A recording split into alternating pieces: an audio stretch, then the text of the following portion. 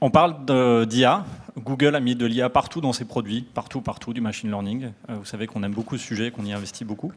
Et pourtant, dans les dernières semaines, dans les derniers mois, il y a beaucoup de marques et d'agences médias digitales qui viennent me voir et qui me disent qu'ils sont frustrés. Et pourquoi ils sont frustrés ?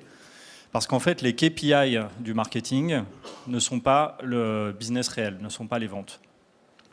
Et c'est de ça dont on veut vous parler ce matin, parce qu'aujourd'hui, il y a des gens qui le font.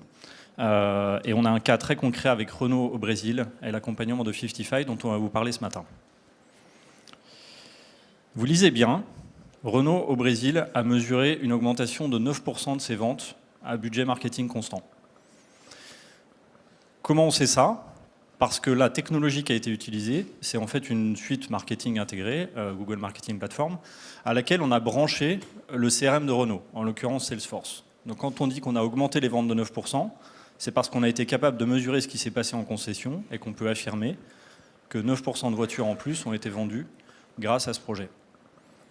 Donc c'est très important comme impact business, évidemment. On a aussi mesuré par ailleurs des coûts de lead qui ont diminué de 30% sur certaines campagnes. Pour nous en dire plus, Laurent, est-ce que tu peux nous parler un peu des enjeux de ton métier et des enjeux d'un constructeur ? Je peux le faire, oui. Alors, avant tout, je vais juste revenir sur le schéma de distribution dans lequel on est aujourd'hui. Aujourd'hui, on est essentiellement en B2B2C, c'est-à-dire qu'on vend la majorité de nos véhicules à travers un réseau de concessionnaires qui sont des groupes privés indépendants de Renault. Et en fait, on a donc un schéma de distribution en deux temps. Le premier temps, c'est une conversion en ligne. On va aller chercher le visiteur qui est sur Internet et on va essayer de le transformer en un intentionniste, c'est-à-dire quelqu'un qui va émettre un avis, un intérêt sur l'un de nos produits. Donc ça, c'est la première étape. Et la deuxième étape, évidemment, ça va être de transformer le lead dans une vente de véhicules neufs dans les concessions. Donc en fait, par rapport à ça, notre enjeu, en fait, c'est nous adapter à des consommateurs qui ont changé leur façon d'acheter des véhicules neufs. Et en fait, vous voyez qu'en moins de 10 ans, on est passé en moyenne de 5 visites en concession avant l'achat d'un véhicule neuf à moins de 1,4 aujourd'hui. Donc de 5 à 1,4. Donc qu'est-ce que ça veut dire ? Ça veut dire que derrière le choix du prospect, il se fait essentiellement sur Internet. Et d'ailleurs, 80% des leads que l'on traite proviennent d'Internet. Donc ça représente finalement pour nous deux défis. Le premier défi, il est assez simple, c'est comment optimiser finalement cette acquisition sur Internet, et notamment sur la partie média. Et le deuxième défi, c'est de faire en sorte d'envoyer des leads dans notre réseau commercial qui ait la plus grande probabilité de transformer en vente. Donc un parcours consommateur qui est devenu pratiquement intégralement digital et pourtant des silos entre données on et off. Effectivement, c'est très souvent le cas, puisque là, on a un certain nombre d'actifs commerciaux. On a le site, on a les médias pour l'acquisition de trafic, et puis les concessions. Et chacun de ces actifs va collecter de la donnée, dans le meilleur des cas, mais ces données ne communiquent très peu entre elles. Ce qui fait qu'il est impossible de vraiment trouver une optimisation et dynamiser la vente au meilleur coût.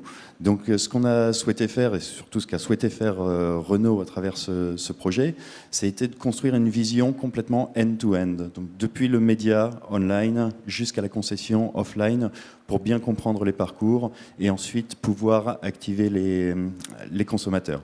Et c'est quelque chose qui est encore relativement rare, et sur lequel on a pu, grâce à la technologie, mesurer un impact réel, comme tu l'évoquais tout à l'heure. J'ai une petite question quand même. Oui, n'hésite pas. Tu es un acteur mondial, tu as choisi de se faire ce projet au Brésil. J'ai ma petite idée sur le pourquoi. Tu veux que je te dise pourquoi ? Ouais. C'était pour aller au carnaval de Rio, en fait. Copacabana, tout ça, ça faisait rêver. Non, en fait, on est allé au Brésil pour deux raisons. La première raison, c'est d'abord le poids du Brésil pour Renault, puisque le Brésil, c'est soit dans le top 3, soit dans le top 5 des marchés du groupe. Donc forcément, c'est quelque chose d'important. Et puis la deuxième raison, c'est qu'en fait, on avait un terrain favorable. Un terrain favorable, pourquoi ? Parce qu'en fait, finalement, toute la ligne hiérarchique au niveau de la direction commerciale est particulièrement côté marketing, étaient en attente, étaient gourmandes, je dirais, de tester de nouvelles technologies pour essayer d'améliorer leur efficacité. Donc ça, c'est vraiment un point important et je pense qu'il ne faut pas le négliger. On parle de techno depuis ce matin. Ce qui est super, ce qui est primordial pour réussir ce type de projet de transformation, c'est finalement le sponsorship du management. Donc ça, on n'en parle pas suffisamment, ça reste humain, mais c'est un facteur clé de succès. Emmanuel en avait parlé, Yann aussi. Jérôme, est-ce que tu peux nous raconter du coup un peu ce projet ?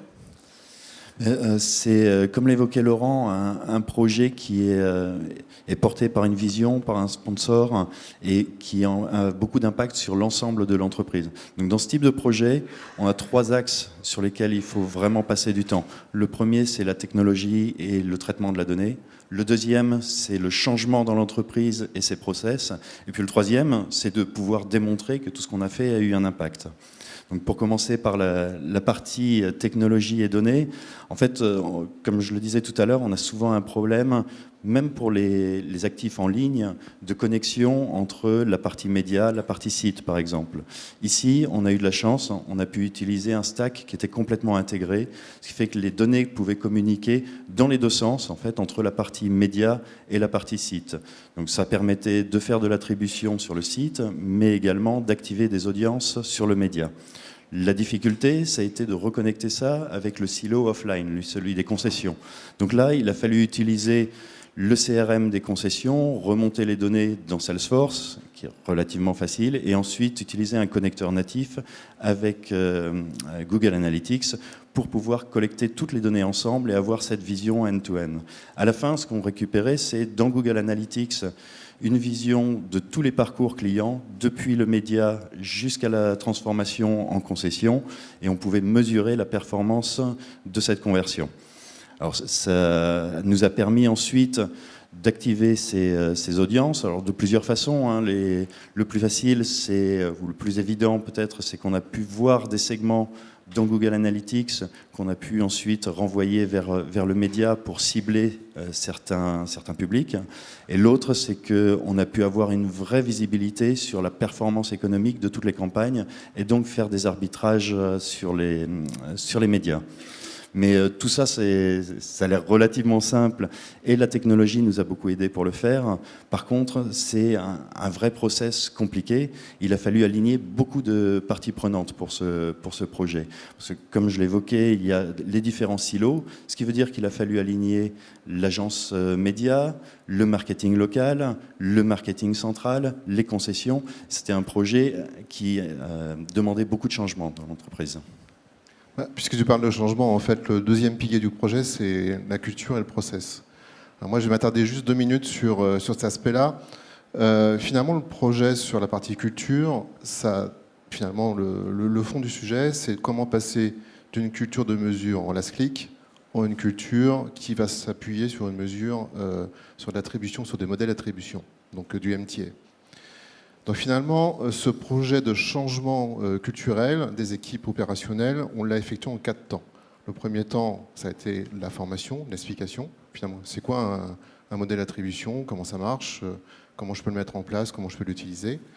Deuxième phase, ça a été de la mesure. Donc sur un temps assez long, finalement, on a observé, on a mesuré ce qui se passait sur les campagnes au Brésil. Et là, on a fait tourner plus d'une dizaine de modèles en parallèle. La troisième phase, ça a été de choisir avec les équipes opérationnelles finalement les quelques modèles qui représentaient le mieux les use cases de Renault au Brésil. Et enfin, la dernière phase, ça a consisté finalement à accompagner les équipes locales pour voir comment on exploitait ce type de mesures, comment on allait rechercher finalement des pistes d'optimisation, des insights qu'on allait mettre en œuvre derrière. Donc ça a été sur la partie culture. Sur la partie process, en fait, on a passé beaucoup de temps à comprendre quels étaient les process de mesure, d'analyse, d'optimisation des campagnes médias avant l'arrivée du projet. Et on a fait en sorte finalement d'intégrer le mieux possible notre projet d'attribution dans les process existants. Et enfin, pour essayer de bien s'assurer que l'ensemble des acteurs du projet avaient compris ce qu'il fallait faire, qu'avaient bien compris finalement les grandes notions, On a accompagné les équipes locales sur 2 vagues successives d'optimisation, de manière à être certain que le process était bien compris et pourrait être exécuté. Puis après, il a fallu démontrer que tout ça avait eu un impact. Et oui, c'est important. Oui. D'ailleurs, c'est celui qu'on a montré en début de présentation. Donc là, à nouveau, c'est un process qui prend du temps. Il faut aligner tout le monde et pouvoir s'appuyer sur la technologie pour identifier quelles ont été les actions qui ont été menées et voir exactement quel a été leur impact par rapport à la globalité de Renault. Alors j'ai un exemple en tête avec le Capture. Tu te souviens probablement de ce cas-là. Tu parles de la Renault Capture, oui. Oui, oui. Où on avait, avant le projet, 2 campagnes qui généraient à peu près le même nombre de leads, des leads qui coûtaient à peu près le même prix. Et donc, on se disait que tout était bien dans ce monde.